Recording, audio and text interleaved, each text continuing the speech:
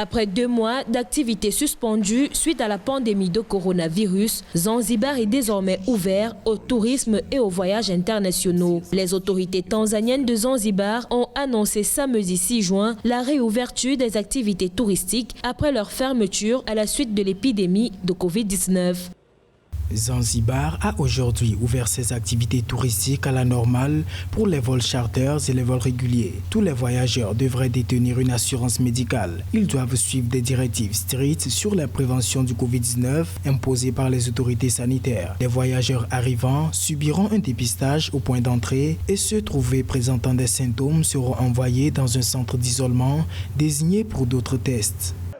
C'est depuis le 20 mars 2020 que les autorités tanzaniennes ont annoncé la fermeture de tous les hôtels touristiques et l'interdiction de tous les vols touristiques en tant que mesure de protection contre la pandémie de Covid-19. Une réouverture qui contribuera à redynamiser le secteur touristique du pays.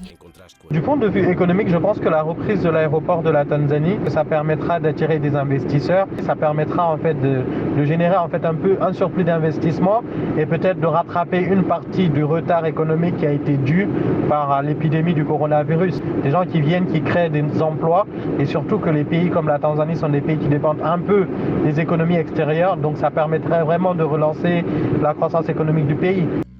Le tourisme est le plus grand secteur économique de l'archipel et est essentiel à la stabilité socio-économique des îles. L'activité représente 27% du produit intérieur brut, 80% des revenus étrangers et fournit les emplois les plus élevés du secteur privé.